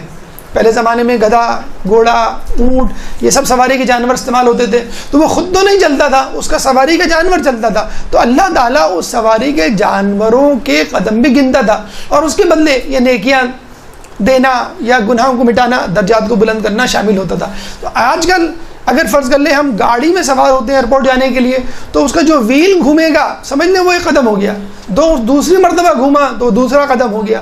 اسی طرح ہوائی جہاز میں آپ بیٹھے تو اس کا ویل جو گھوم رہا ہے وہ 1 قدم، پھر 2 قدم، پھر 3 قدم۔ تو گھر سے نکلنے تک قبر حسین جانے تک، قبر حسین سے گھر سے قبر حسین تک جتنے قدم آپ کی سواری کے اللہ تعالیٰ شمار کرے گا، ہر قدم کے بدلے 1000 نیکیاں، ہر قدم کے بدلے میں 1000 گناہ مٹائے جائیں گے، ایک قدم کے بدلے میں 1000 درجات آپ کے بلند ہوں گے۔ تو یہ نہ سوچیں، لوگ اکثر کہتے ہیں کہ بھی ہوٹل کہاں ملے گا، قریب ملے گا کہ دور ملے گا۔ ارے اگر دور ملا تو زیادہ قدم اٹھا کر قبر حسین جائیں گے، آپ زیادہ تکلیف برداشت کریں گے، زیادہ نیکیاں آپ کو ملیں گی، اور قریب ملا تو کم نیکیاں ملیں گی۔ تو یہ تو آپ کا ایک اعجاز ہے، آپ کی سعادت ہے۔ اگر دور مل رہا ہے تو آپ کو زیادہ ثواب ملے گا بنسبت کم ثواب کی۔ اب آئیے کچھ معجزات جو کہ بہت ساری کتابوں میں مذکور ہیں، منقول ہیں۔ آیت اللہ دستغیب کی ایک کتاب ہے داستان ہائے شگفتہ، اس کتاب میں جو کہ اب اردو میں ترجمہ ہو چکی ہے، حیرت انگیز واقعات کے نام سے، اور اس کتاب میں آیت اللہ دستغیب نے مختلف مقامات مقدسہ کے حوالے سے گفتگو کی ہے، اور ان معجزات کو درج کیا ہے کہ جس میں بتلایا گیا ہے کہ قبر حسین کی طرف یا دیگر مقامات مقدسہ کی طرف جانے والوں کے ساتھ کیا کیا معجزے رونما ہوئے۔ اب تک جو ہم نے بات کی وہ قیامت کے حوالے سے ہے، روحانی فوائد کے حوالے سے ہے، جنت دوزخ کے حوالے سے ہے، لیکن اس دنیا میں مطلب پہلی بات تو یہ ہے کہ جو بھی شخص جاتا ہے اس کی جائز حاجات قبول ہوتی ہیں، بشرط یہ کہ وہ معرفت کے ساتھ امام حسین کی زیارت کرے۔ مثلا واقعات تو بہت سارے، حکایات تو بہت ساری ہیں، لیکن چند واقعات ہم آپ کے سامنے پیش کرتے ہیں۔ سب سے پہلے ایک واقعہ یہ ہے کہ قبر حسین کا ایک مجاور تھا، محافظ تھا، اس کے بیٹے کا انتقال ہو گیا۔ جب گھر آیا تو پتہ چلا کہ اس کے بیٹے کا انتقال ہو گیا ہے، روح پرواز کر چکی ہے، اور وہ آپ لوگوں کو معلوم ہے کچھ لوگوں کو اپنی اولاد سے اتنی زیادہ محبت ہوتی ہے، اتنی زیادہ محبت ہوتی ہے کہ وہ برداشت تصور ہی نہیں کر سکتے اپنے بیٹے کی، بیٹی کی، اپنی اولاد کی جدائی۔ جب اس نے دیکھا اس کے بیٹے کا انتقال ہوا، وہ بھاگا واپس حرم گیا اور زری سے چمٹا لیا اپنے آپ کو کہ یا امام میں اس وقت تک آپ کے حرم سے واپس نہیں جاؤں گا جب تک میرا بیٹا زندہ نہیں ہو جاتا۔ ہم تو بیماری کی صحت یابی کے لیے، بیماری سے دوری کے لیے جاتے ہیں، اور وہ شخص کیا کہہ رہا ہے، یا امام میں اس وقت تک گھر نہیں جاؤں گا جب تک میرے بیٹے کو زندگی دوبارہ نہیں ملے گی۔ اور صبح سے بیٹھا شام ہو گئی، غروب آفتاب کا وقت آ گیا۔ اس کے گھر والوں نے، اس کے دوست احباب نے کہا کہ یہ تو ممکن ہی نہیں کہ اب بیٹا مر چکا ہے، اب یہ گیا ہے وہاں پہ دعا کرنے کے لیے، کیسے ممکن ہے، چلو ہم لوگ ہی مل کر اس کے بیٹے کو دفنا دیں۔ چنانچہ اس کے بیٹے کو وہ غسل دینے لگے۔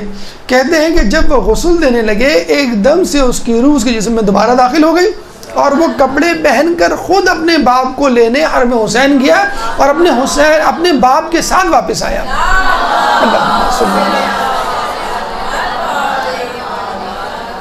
دیکھیں ہم تو حسین سے صحت مانگنے جاتے ہیں، ہم تو مال مانگنے جاتے ہیں، ہم تو جو ہیں وہ بچیوں کے اچھے رشتے مانگنے کے لیے جاتے ہیں، ہم جو ہیں قرض کی ادائیگی کے لیے جاتے ہیں، یہاں حسین جان دے رہے ہیں، روح واپس کر رہے ہیں جسم میں، تو آپ جو مانگیں گے بشرطے کہ معرفت کے ساتھ مانگیں گے تو انشاءاللہ آپ کو ضرور ملے گا۔ ایک واقعہ کہتے ہیں کہ قبر حسین کی زری سے ایک شخص لپٹا ہوا رو رہا تھا، تو وہاں کے جو خدام ہوتے ہیں ان میں سے جو کلید بردار ہے، یعنی جس کے پاس چابیاں ہوتی ہیں، اس نے دیکھا کہ ایک عرب نوجوان وہاں پہ زری سے لپٹا ہوا ہے اور اس کا قدم، اس کا پیر جو ہے وہ خون آلود ہے، نجس ہے اس کا پیر۔ اب اس کو غصہ آیا کہ یہ کس حالت میں یہاں پر آ گیا ہے اور یہ حرم کو نجس کر رہا ہے، گندگی پھیلا رہا ہے، تو غصے میں اس کے پاس آتا ہے اور اس کو کہتا ہے کہ چلو نکلو یہاں سے۔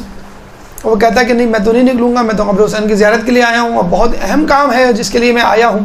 وہ اپنے بیٹے کی صحت یابی کے لیے آیا تھا کہ جس کو فالج ہو چکا تھا۔ تو جب اس کو نکال کے جانے لگے تو اس نے کیا جملہ کہا، یا حسین میں تو سمجھا تھا آپ کا حرم ہے، یہ تو دوسروں کا مکان نکلا۔ یہ جملہ کہہ کے وہ نکل گیا، اس کو دھکے دے کے نکال دیا۔ کہتے ہیں کہ اسی رات اسی کلید بردار نے خواب دیکھا کہ حرم میں ایک ممبر لگا ہوا ہے، اس ممبر پہ امام مظلوم حسین بیٹھے ہوئے ہیں اور تمام لوگ ان کے گرد حالہ بنا کے بیٹھے ہوئے ہیں، اور امام حسین جو ہے سب کے سامنے گلہ کر رہے ہیں کہ آج خدام سے میں ناراض ہوں آپ لوگوں کے۔ تو اس میں سے وہی خدام جو ہے، خادم جو ہے، وہ کھڑا ہو جاتا ہے، کہتا ہے یا امام حسین ہم نے کون سی ایسی غلطی کر دی کہ جو آپ ہم سے ناراض ہیں؟ تو امام حسین کہتے ہیں کہ تم نے میرے فلاں ظاہر کو دھکے دے کر نکالا اور اس کو ناراض کیا، اس لیے میں تم سے ناراض ہوں، اور تمہارا خدا بھی تم سے ناراض ہے، اور میں اس وقت تک راضی نہیں ہوں گا جب تک تم اس کو راضی نہ کر لو۔ انہوں نے کہا کہ ہمیں تو اس کا پتہ نہیں معلوم۔ تو امام حسین نے اس کو اس کے گھر کا جہاں پہ وہ ٹھہرا ہوا تھا پتہ بتلایا۔ فوراً خواب سے جب یہ بیدار ہوا، کلید بردار اپنے ساتھیوں کو لے کر فوراً اس شخص کے گھر گیا اور اس کے جو ہے پیر پڑھ کے معافی مانگنے لگا، کہنے لگا کہ ہمیں معاف کر دو کہ تمہاری بے عزتی کی وجہ سے امام حسین ہم سے ناراض ہو گئے۔ تو اس نے کہا میں نے تم کو معاف کیا۔ پھر کہنے لگے کہ تم کس لیے امام حسین کی قبر کی زیارت کے لیے آئے تھے؟ کہنے لگے کہ میں اپنے بیٹے کی شفا یابی کے لیے آیا تھا جس کو فالج ہو چکا تھا، اور الحمدللہ اب وہ صحت مند ہے اور وہ چل پھر سکتا ہے۔ اللہم صلی علی محمد۔ ایک دفعہ ایک عالم دین نے امام حسین کو خواب میں دیکھا۔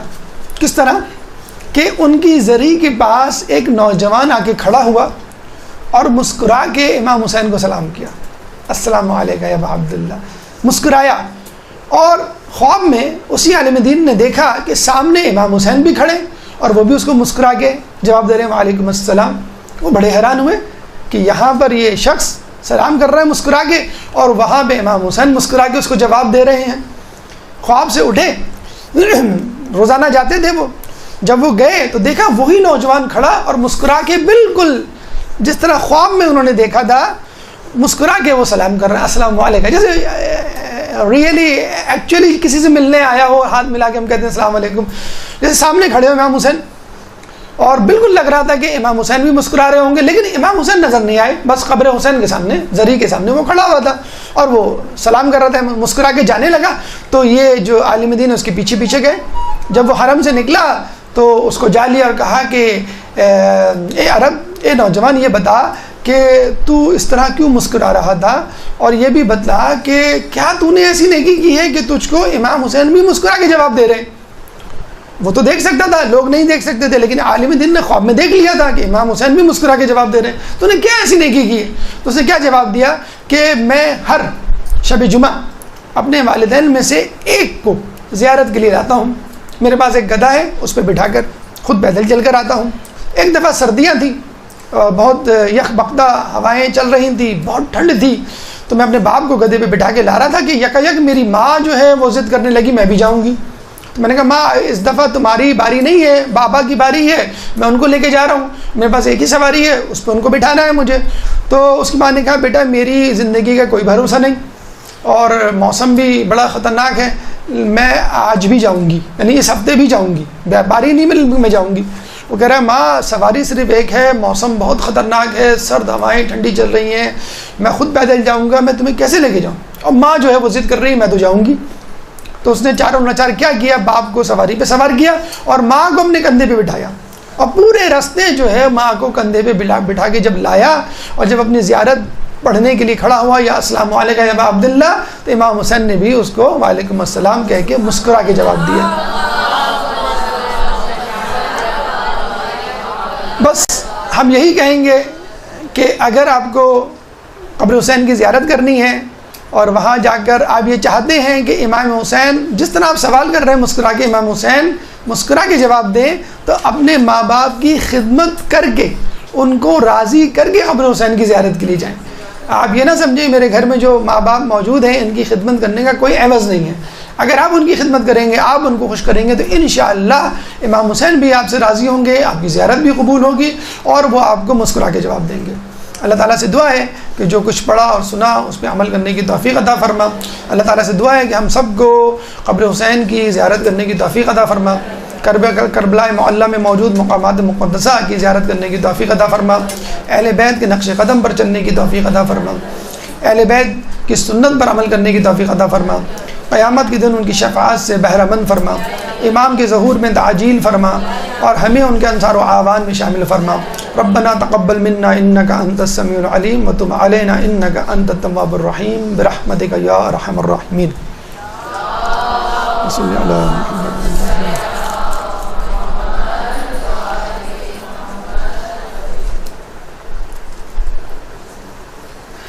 دیکھیے جیسے انہوں نے سوال کیا ہے، ہر ظاہر کے لیے نیکیاں اور ثواب ہے یا صرف معرفت کے ساتھ جاننے والے کے لیے ثواب ہے؟ دیکھیے معرفت کا معاملہ بالکل ایسا ہے کہ جیسے 100%، تو 100% فائدہ اس کو ہوگا جو 100% معرفت کے ساتھ جائے گا، لیکن بہرحال جو بھی جاتا ہے تھوڑی بہت معرفت تو ہوتی ہے نا، امام تو وہ مانتا ہے نا ان کو، اپنے آپ کو ان کی ولایت کے اندر شامل کرتا ہے۔ ہاں کسی کو 10% معرفت ہوتی ہے، کسی کو 20%، کسی کو 50، کسی کو 90، یہ معرفت کے درجات ہیں۔ تو آپ جیسے بالکل وہی مثال ہے کہ جو جتنا صحت مند ہوگا اتنا ہی اس کو غذا کا لطف آئے گا، جو جتنا بیمار ہوگا اتنا ہی غذا کے لطف سے دور ہوگا۔ تو ہم نے دیکھا ہے، آپ نے بھی نوٹ کیا ہوگا، خود آپ کی توجہ جب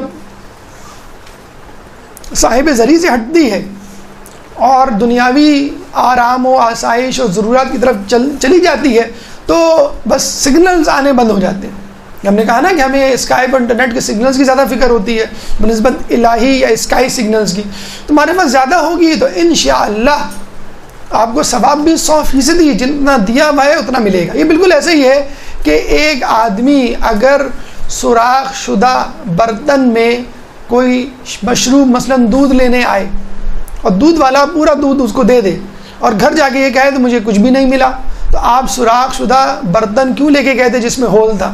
ایسا کشکول کیوں لے کے گئے کہ جس میں جو ہے وہ لیکیج تھی؟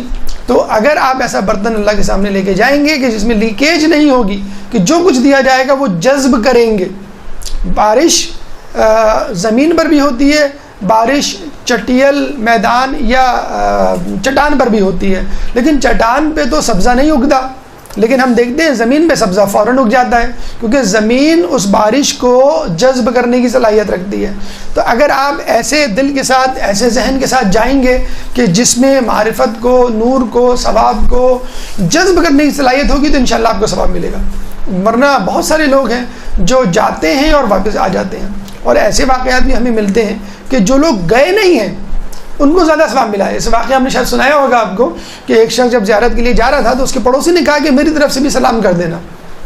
وہ شخص چلا گیا، اس نے زیارت کی، سلام پڑھا، پھر اس کو یاد آیا پلٹتے ہوئے کہ میرے پڑوسی نے بھی کہا تھا سلام کر دوں۔ تو جب اس نے پڑوسی کی طرف سے سلام کیا، السلام علیکم یا ابا عبداللہ، تو اسی وقت جواب آیا وعلیکم السلام۔ تو جو موجود نہیں تھا اس کے سلام کا جواب دے دیا مولا نے، اور جو موجود ہے اس کے سلام کا جواب نہیں ملا۔ تو معرفت اگر ہوگی تو انشاءاللہ آپ کو تمام ثواب، تمام فوائد جو ہیں وہ حاصل ہوں گے۔ معاد پر تو خود ایک کتاب موجود ہے اور غالباً دستغیب ہی کی ہے آخرت کے حوالے سے، ورنہ جو عقائد کی کتابیں ہیں، مثلا جعفر سبحانی کی کتاب ہے عقائد امامیہ، اس میں عقائد کا تذکرہ موجود ہے۔ ناصر مکارم شیرازی کی کتاب ہے اصول عقائد، اس میں قیامت کا یا معاد کا تذکرہ موجود ہے۔ اور محسن قرطی کی کتاب مکتبہ رسول، اس میں خود جو ہے وہ آخری چیپٹر معاد کا موجود ہے، وہ آپ اس سے رجوع کر سکتے ہیں۔ کوئی سوال اگر اس موضوع کے حوالے سے آپ؟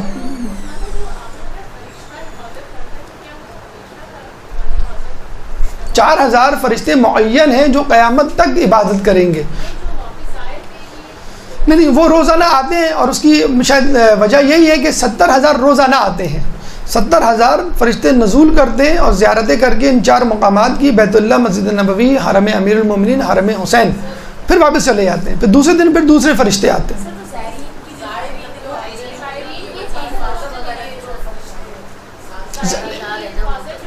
وہ 4,000 ہیں، وہ قبر حسین کے آس پاس موجود رہتے ہیں، جو ان کا استقبال بھی کرتے ہیں زائرین کا، ان کو الوداع بھی کہتے ہیں، اور نماز جنازہ بھی پڑھتے ہیں، مغفرت کی دعا بھی کرتے ہیں، اور عیادت بھی کرتے ہیں. 4,000 اس حرم کے آس پاس ہوتے ہیں، حرم حسین کے.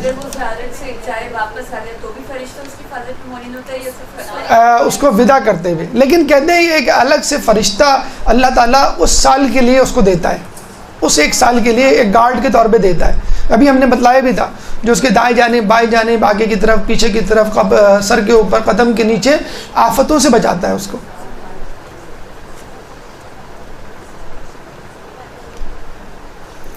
ایسی کون سی دعا یا کام کرنے چاہیے جس سے زیارت حسین پر جانے کا خود بخود سبب بنے؟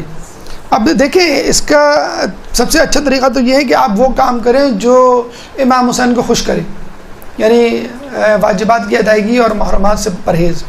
دوسری بات یہ ہے کہ آپ کوشش شروع کر دیں. کوشش میں سب سے اہم کام یہ ہوتا ہے اپنی بچت. آپ اتنے پیسے جمع کرنے شروع کر دیں کہ آپ کو یقین ہو جائے کہ 1 سال بعد، 2 سال بعد، 4 سال بعد. اس کا میں نے آپ کو ایک واقعہ بھی شاید بتایا ہوگا شروع میں ہی، کہ ہم خود ایک صاحب سے ملے تو وہ ہمیں بتلا رہے تھے، وہ اسماعیلی سے شیعہ کنورٹ ہوئے تھے. تو وہ ہمیں بتلا رہے تھے کہ جو یہ کہتا ہے کہ میں پیسے کی کمی کی وجہ سے کربلا نہیں جا پاتا، وہ جھوٹ بولتا ہے. انہوں نے خود مجھے بولا، تو ہم بڑے حیران ہوئے، اور انہوں نے یہ کہا کہ اکثر یہ ہوتا ہے میرے ساتھ. اب پتہ نہیں کیا اس کا ایمان تھا، مجھے تو ابھی تک وہ ملاقات یاد ہے، کہ اس نے کہا کہ میں جب بھی سوچتا ہوں، جب میرے پاس پیسے نہیں ہوتے، جب بھی میں سوچتا ہوں کہ گھر کی فلاں چیز بیچ دوں، تو اسی دن، اسی ہفتے، انہی دنوں کچھ نہ کچھ اللہ بندوبست کر دیتا ہے.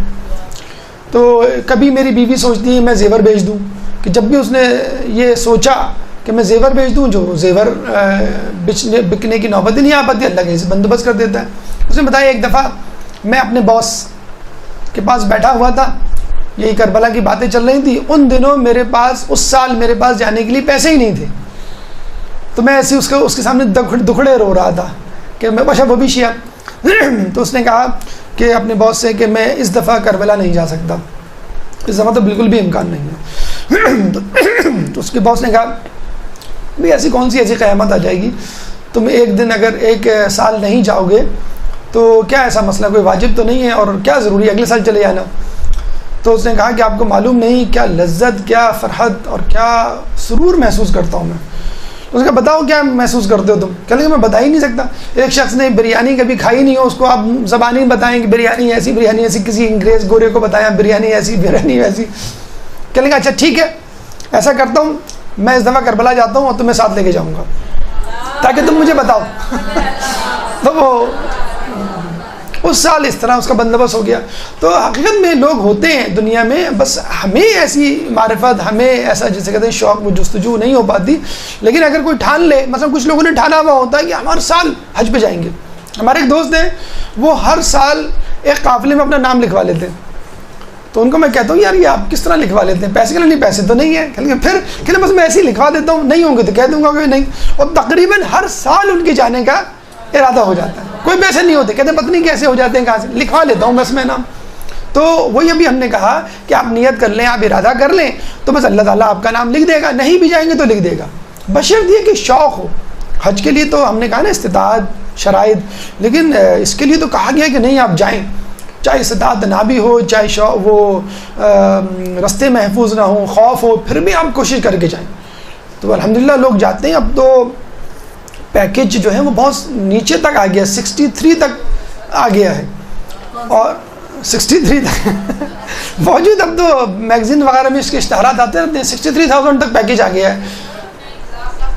نہیں 63,000 کا پیکیج ہے. ابھی میں نے پڑھا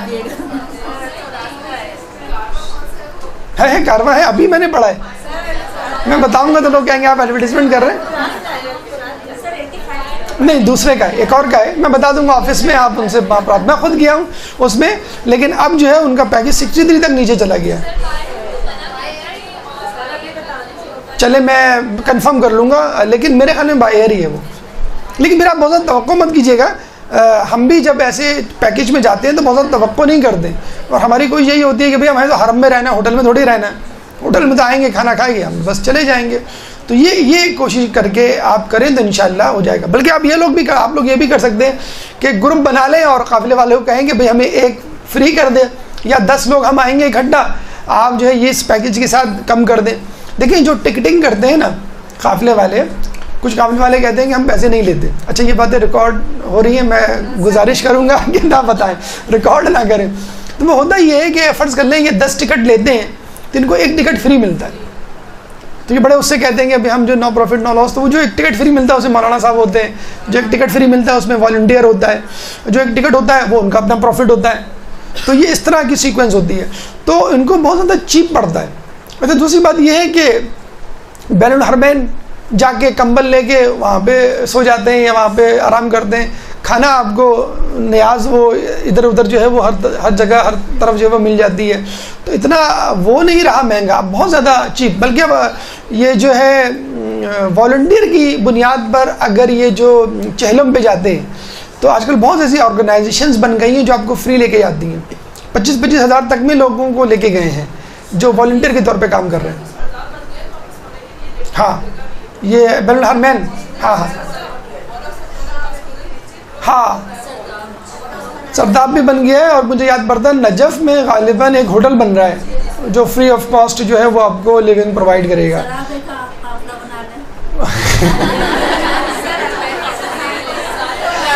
بھائی دیکھیں, میں نے تو قائم والوں کو بہت کہا ہے کہ آپ لوگ بنائیں اور لے کے جائیں, کوئی بھی جائے لے کر, میں نہیں, کوئی بھی جائے, اور پیور اکیڈمک گفتگو ہو. کیونکہ میں 3 مرتبہ جا چکا ہوں, لیکن میں سمجھتا ہوں کہ بہت گنجائش ہے لوگوں کو بتانے کی, لوگوں کو سکھانے کی. یقین کریں بعض اوقات ایسا بھی ہوا ہے کہ ہمیں حرم میں جا کے چھوڑ دیا کہ یہ حرم ہے, یہ ذریعہ ہے بس, اور وہ چلے گئے ہمیں چھوڑ کے. ہم نے کہا یار یہ کیا, یہ کس طرح کی زیارت. اور خود ایک دوسرے کو ہم اندقوں کی طرح دیکھ رہے ہیں, اب کیا کرنا ہے کیا کرنا ہے. لوگ کیا کرتے ہیں, اب ظاہر سی بات ہے جو ظاہر ہوتا ہے وہ زیادہ موٹیویٹڈ نہیں ہوتا ہے. 90% لوگ پڑھ کے نہیں آئے ہوئے ہوتے ہیں, 90% لوگوں کو پتہ ہی نہیں ہوتا ہے. ابھی یقین کریں امریکہ سے ایک فون کال آئی مجھے, کہنے لگے کہ میرے بھائی لے کے گئے ہیں قافلہ, اور ان کو میں نے کہا کہ یہ آپ کے لیکچر سنیں اور جو لکھا ہے انہوں نے بتایا ہے آپ وہ سب کروائیں. اچھا کہہ رہے ہیں کہ میں خود مجلس سے پڑھتا ہوں, اور میں بھی جو ہے وہ فلاں وہ صفا یمانی وغیرہ فلاں جگہ پڑھا ہے, اور آپ نے جو بتایا وہ میں نہیں بتا سکا, میں نے نوٹ کر لیا. تو ہم خود, آپ نے بھی نوٹ کیا ہوگا کہ اگر تھوڑی سی جستجو کر لیں, یہ میں اپنی بات نہیں کر رہا, خود اپنے طور پہ جتنی بھی کتابیں ملتی ہیں ان کی آپ تھوڑی سی جو ہے وہ کلیکشن کر لیں اور ان کو پڑھنا شروع کر دیں تو آپ کو خود پتہ چل جائے گا. لیکن مسئلہ یہ ہے کہ لوگوں کے پاس ٹائم نہیں ہوتا جانے سے پہلے پڑھنے کا, ہم لوگ پڑھتے نہیں ہیں. مسئلہ یہ ہے کم از کم 15 دن حج عمرہ زیارت, حج اور عمرے میں تو میرے خیال میں شاید 2 مہینے پہلے تیاری کرنی چاہیے. زیارت میں کم از کم ہفتہ 15 دن جو ہے وہ آپ تیاری کریں. یقین کریں جب آپ جائیں گے تو پھر آپ کو لطف آئے گا کہ یہ فلاں جگہ, یہ فلاں جگہ, فلاں یہ جگہ. لوگ اتنا افسوس ہوتا ہے, نوجوانوں کو میں دیکھتا ہوں, نوجوان لڑکیاں میں نے دیکھی ہیں, ٹین ایجرز لڑکیاں ہوتی ہیں, موبائلز ہاتھ میں ہوتے ہیں 24 گھنٹے. ٹین ایجرز 10 سال 15 سال کے لڑکے لڑکیاں موبائل پہ آپ مصروف ہوتے ہیں. کس سے باتیں کر رہے ہیں جو کراچی میں موجود ہیں, آنٹی سے, انکل سے, رشتہ داروں سے, امی ابو سے. ارے بھائی آپ کربلا آئے ہیں, ہم نجف آئے ہیں, فائدہ کیا اگر آپ وہ رابطہ رکھے ہوئے. حج کے موقع پہ ہم نے دیکھا ہے ٹی وی کھلا ہوا ہے, آپ جیو پہ ARY پہ نیوز دیکھ رہے ہیں کراچی میں کیا ہو رہا ہے, کراچی میں کیا نہیں. فائدہ کیا وہ آپ کا مکہ مدینہ آنے کا. تو وہاں کا جو ماحول ہے اس ماحول کو ایبزارب کیجئے, معلومات حاصل کیجئے. جتنے بھی اذکار ہیں, دعائیں ہیں, جتنی بھی چیزیں آپ پڑھ سکتے ہیں وہ پڑھیں. اور دیکھیں میں آپ کو ایک بات اندر کی بات بتاؤں, امپورٹنٹ بات بتاؤں کہ یہ جو کاروان والے ہوتے ہیں وہ صرف دیکھ رہے ہوتے ہیں کہ ہمارے جو زائرین ہیں وہ خود کتنے ایکٹیو ہیں. یقین کریں اگر آپ کہیں نا کہ ہمیں کہیں نہیں جانا تو کہیں گے ٹھیک ہے کہ نہیں جانا تو بیٹھو. جب تک آپ نہیں کہیں گے کہ ہمیں فلاں فلاں فلاں جگہ لے کے جائیں. پھر قافلے والے ہوتے ہیں کہ ہاں بھائی یہ ہمارے ساتھ جو لوگ ہیں دیندار ہیں اور پڑھے لکھے ہیں اور سوجھ بوجھ والے ہیں, بھائی ان کو ہمیں فلاں فلاں جگہ لے کے جانا ہے. لیکن کیا ہے مسئلہ, جیسے ٹی وی کی جو ویورشپ ہے پروگرامات کی عوام میں چلتی ہے نا, بھائی فضول قسم کا پروگرام, ابھی آپ دیکھیں رمضان آئے گا, جو فضول قسم کے پروگرام ہیں وہ سب سے زیادہ دیکھے جائیں گے, تو اس کو اشتہارات بھی ملیں گے. ایک درس کا پروگرام رکھ دیں آپ ٹی وی پہ, تو آپ دیکھیں کتنے لوگ دیکھیں گے. تو ظاہر بات ہے اس درس کے لیے جو ایڈورٹیزمنٹ والے ہیں وہ بھی ایڈورٹیزمنٹ نہیں دیں گے, کیونکہ اس کو دیکھنے والے ہزار ہیں. اور جو پروگرام چلتا ہے افطار سے پہلے اور افطار کے بعد تک چلتا رہتا ہے, افطار سے پہلے وہ جو ہے منقبتیں نعتیں, اور افطار کے بعد جو ہے وہ ڈسکو, اس وہی اینکر ڈانس کر رہا ہوتا ہے. آپ یوں کر رہے ہیں, ابھی آپ دیکھیں گے, آپ بھی دیکھیں گے پروگرام مغرب کے بعد بھی. تو یہ سب کیا ہے, آپ خود ریٹنگ بڑھا رہے ہیں, آپ خود اس کو عزت دے رہے ہیں. تو جب آپ جا کر قافلے والوں سے بات یہی کریں گے کتنے دفعہ کا میل ملے گا, 3 میل ملیں گے, 2 میل ملیں گے, کھانے میں کیا ہوگا, ناشتے میں کیا ہوگا. آپ دیکھ لیں ایڈورٹیزمنٹ جو ہوتے ہیں اس میں ہوٹلوں کے کمروں کی تصویریں ہوتی ہیں, حالانکہ تصویریں کہاں کی ہونی چاہیے, مقامات مقدسہ کی, کہ ہم یہاں جائیں گے. اور اصولاً تو یہی ہونا چاہیے کہ بھئی فلاں قافلہ اچھا, کیوں کہ یہ فلاں زیارت پہ لے کے گیا, حالانکہ لوگ نہیں لے کے جاتے. مقام رد شمس, مسجد رد شمس مثلاً فرض کر لیں, حلہ کی زیارت لوگ نہیں کرواتے, وہاں لے کے گئے, بغداد لے کے گئے فرض کر لیں, ہم کو نواب اربع کی زیارت کروائی, یا مدائن لے کے گئے. تو ایسا قافلہ اچھا ہونا چاہیے. لیکن ہم کیا کہتے ہیں, بھائی قافلہ بڑا اچھا تھا, زبردست کھانا تھا, 5 اسٹار فیسلٹیز تھیں, وائی فائی سگنلز تھے, اور ہر ہوٹل میں کموڈ تھا. شرم نہیں آتی لوگوں کو اس قسم کی فیسلٹیز کا تذکرہ کرتے ہوئے. تو ظاہر سی بات ہے قافلے والوں نے بھی یہ سمجھ لیا ہے کہ ان کو چاہیے کیا. اب تو یہ ہو گیا ہے کہ کچھ لوگ تو مولانا کا نام بھی نہیں لکھتے, منقبت خواہ کا نام لکھ دیتے ہیں, اور پوری زیارت میں جو ہے وہ منقبت خوانی ہو رہی ہوتی ہے. ٹھیک ہے, وہ بھی ایک اچھی چیز ہے, لیکن جو معلومات ہے, مجالس ہیں, مصائب ہیں, اور مقامات مقدسہ کی تاریخی بیک گراؤنڈ ہے, وہ تو بہرحال ہونا چاہیے. اس کے بغیر کیا مزہ آئے گا. آپ جا ہی اسی لیے رہے, مطلب تو آپ گھر بیٹھ کے بہت ساری چیزیں پڑھ سکتے ہیں. تو یہ آپ کے اوپر ہے, آپ خود اگر قافلے والوں کو پہلے سے مینٹلی طور پہ جو ہے وہ کہیں تو وہ انشاءاللہ آپ کو لے کے جائیں گے.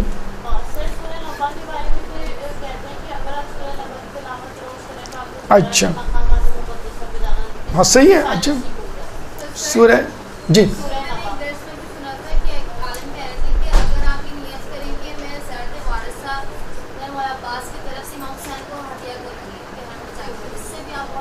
ہاں ٹھیک ہے, انشاءاللہ اگلی دفعہ ہم کوشش کریں گے اس قسم کے کچھ اذکار آپ کے لیے جمع کر کے لائیں, اور آپ کو بتلائیں کہ ٹھیک ہے اپنی پریکٹیکل ایشوز, پریکٹیکل کوششیں تو آپ کی جاری ہوں گی, لیکن اگر یہ دعا اذکار بھی جاری رہیں تو انشاءاللہ زیارت بھی آپ کی کامیاب ہوگی. بچوں کے امتحانات میں کامیابی, زیارت امام حسین, اچھی نوکری اور صحت کے لیے دعا کی درخواست کی ہے. اللہ تعالیٰ سے دعا ہے کہ جو کچھ ہماری جائز زیارات ہیں, جائز ضروریات ہیں, ان کو پورا کر, اور جو لوگ امتحان دے رہے ہیں ان کو خصوصی طور پہ امتحان میں کامیاب کر. جو لوگ زیارت کے خواہ ہیں ان کو زیارت امام حسین سے سرفراز فرما. جو لوگ بے روزگار ہیں ان کو روزگار عطا فرما. جو با روزگار ہیں ان کو حلال روزگار عطا فرما. جو بیمار ہیں ان کو صحت یابی عطا فرما. وآخر دعوانا الحمدللہ رب العالمین. يا مولا